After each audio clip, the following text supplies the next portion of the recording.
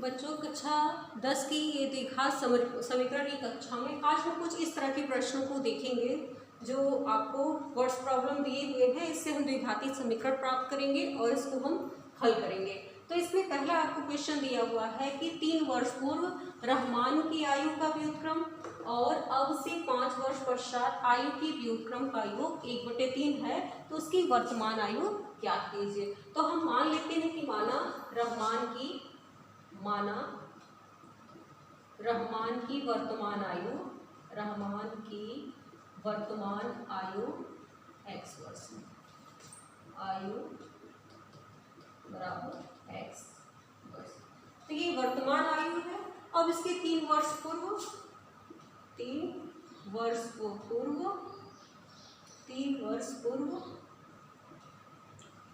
रहमान की आयु क्या हो जाएगी? पूर्व है तो x - 3 वर्ष। तो इसका व्युत्क्रम, और इसका जब हम व्युत्क्रम निकालेंगे तो इसका व्युत्क्रम हो जाएगा उल्टा 1/x - 3। फिर 5 वर्ष पश्चात रहमान की आयु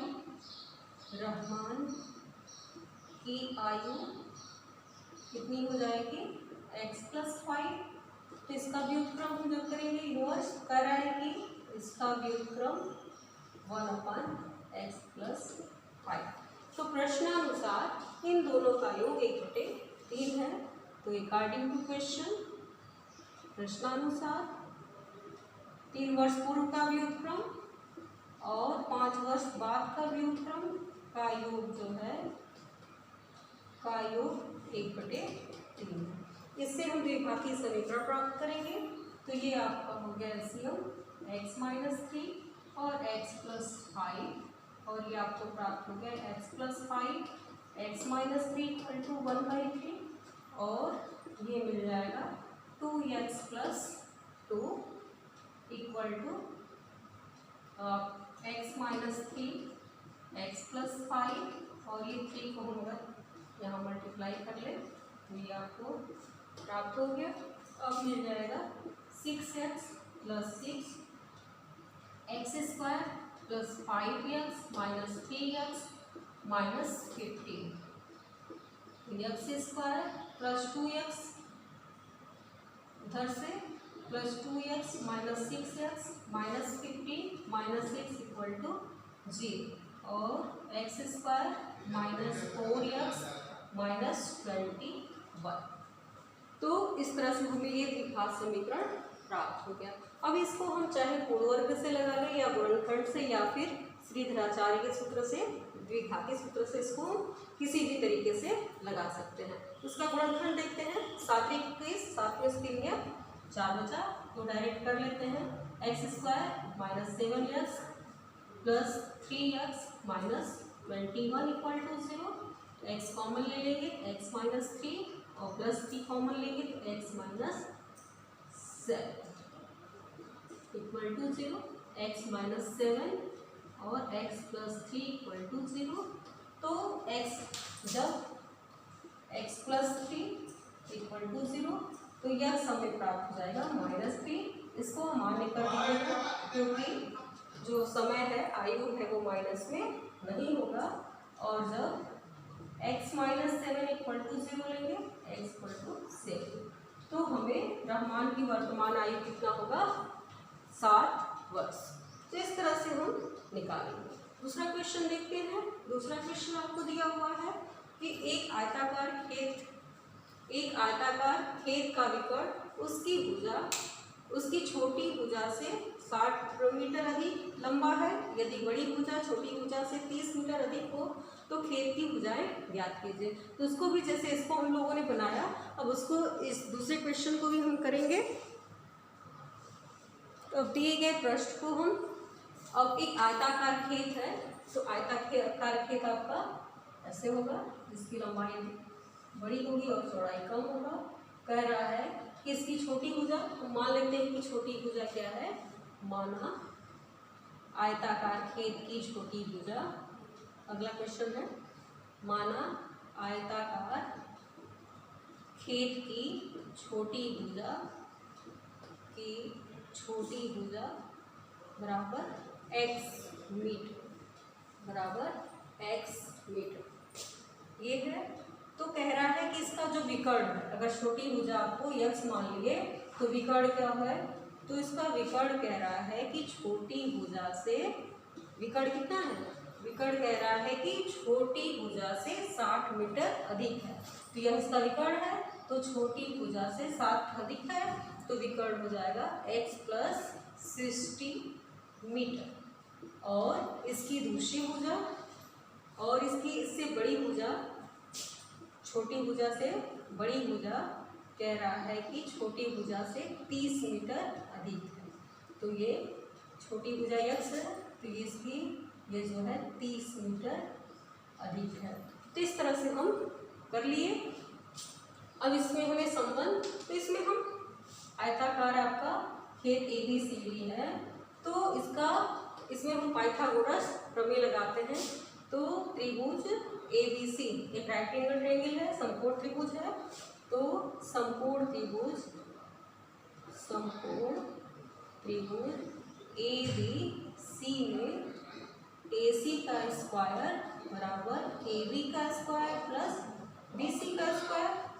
तो तीनों में रिलेशन में x प्लस 60 का whole square equal to x plus 30 का स्क्वायर प्लस x का square. a square plus b square plus 2ab, a square plus b square plus 2ab। इसी तरह से a square plus b square plus 2ab plus x, ये हमें मिल गया। a plus B के होल स्क्वायर से खोल दिए, x स्क्वायर से कैंसिल हो जाएगा और एक x स्क्वायर इधर बचेगा। एक x square plus 60x minus 120x, दोनों को उधर पक्ष में ले जा रहे हैं, प्लस 900 और ये 3600 माइनस इक्वल टू 0। तो इस तरह से हमें मिल गया x स्क्वायर माइनस 60x और माइनस ये मिल गया आपको 27 जी। तो इस तरह से हम आ गए। अब इसका हम गुणनखंड करते हैं। इस तरह से करें कि घटाने पर जो है 60 है और गुणा करने पर 2700, तो 9 दिया 27 होता है और 9 तो 90 माइनस 30 करते हैं तो 60 मिल जाएगा आपको। इन दोनों का गुणा करेंगे तो ये प्राप्त हो जाएगा। ठीक है, तो ये गुणनखंड आपका हो गया। आसानी से अगर गुणनखंड नहीं होता या कठिन लगता तो हम द्विघाती सूत्र से करते, minus 90x plus 30x minus 2700 equal to 0 और ये प्राप्त हो गया x माइनस 90 प्लस 30 ले लेंगे तो x minus 90 equal to 0, x minus 90 और x प्लस 30 इक्वल टू 0। तो जब x प्लस 30 इक्वल टू 0 तो x इक्वल टू माइनस 30। इसको अमान्य कर दीजिए क्योंकि लंबाई जो है काल्पनिक नहीं हो सकती। और जब x minus 90 equal to 0, x बराबर 90 मीटर। तो इसकी सबसे छोटी भुजा जो होगी, छोटी भुजा 90 मीटर, भुजा 90 मीटर और इसकी बड़ी भुजा 90 में 30 जोड़ देंगे तो 120 मीटर और इसका विकर्ण आपका मिल जाएगा। विकर्ण पूछा ही नहीं तो भुजाओं को पूछा है, तो बड़ी भुजा और छोटी भुजा 90 और 120 इस तरह से हम सॉल्व करेंगे। तो दिए गए प्रश्न को आप देखेंगे कि क्या कह रहा है, उसके हिसाब से हम उसको हल करेंगे और हल करके इसका मान निकाल लेंगे। अब अगला क्वेश्चन देखते हैं। ये रेलगाड़ी से संबंधित क्वेश्चन है, तो इसको सॉल्व करते हैं। तो इसका अगला क्वेश्चन तीसरा है, 8वां क्वेश्चन। एक रेलगाड़ी एक समान चाल से 360 किलोमीटर की दूरी तय करती है। यदि चाल जो है 5 किलोमीटर प्रति घंटा अधिक हो तो वह उसी यात्रा में 1 घंटा कम समय लेती है। रेलगाड़ी की चाल ज्ञात कीजिए। तो हम मान लेते हैं कि रेलगाड़ी की चाल क्या है। माना 8वां हल, माना रेलगाड़ी की चाल बराबर यक्स किलोमीटर प्रति घंटा। तो किलोमीटर में भी दिया हुआ है, तो यक्स किलोमीटर प्रति घंटा है। तो और दूरी हमें दिया हुआ है, दूरी आपको कह रहा है 360 किलोमीटर की दूरी तय करनी है। तो समय बराबर क्या होता है, समय बराबर हम जानते हैं दूरी बटे चाल। तो चाल मान ली, तो समय जो लगा है मान लगा टी है, तो 360 बटे यक्स। ठीक। अब कह रहा है कि अगर चाल को 5 किलोमीटर अधिक हो, अगर यदि चाल 5 किलोमीटर अधिक हो तो उसे 1 घंटा कम समय लेता है। तो प्रश्न में कह रहा है कि अगर चाल जो है x + 5 अधिक है तो जो समय है वो 1 घंटा कम लेता है।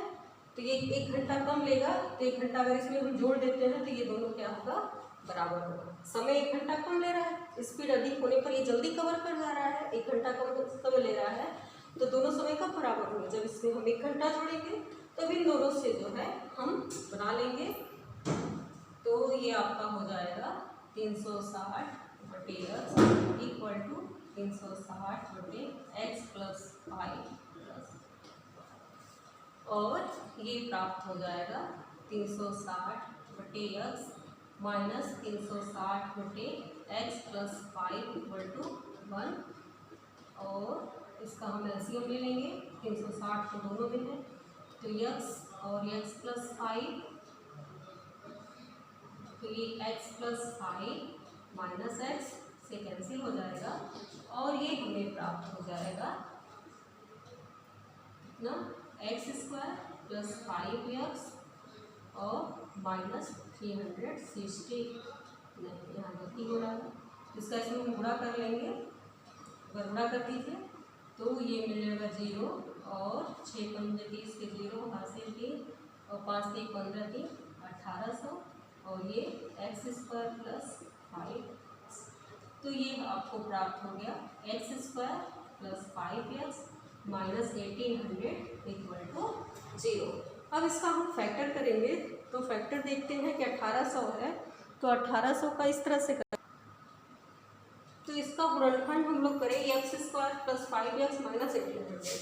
तो अगर हम ऐसे करते हैं गुणनखंड इसका, तो देखते हैं कि ये मिल जाएगा आपको 45 चौक का, या 45 बचे 180, तो 45x में से आप अगर 40x को माइनस कर दीजिए तो ये आपको प्राप्त हो जाएगा।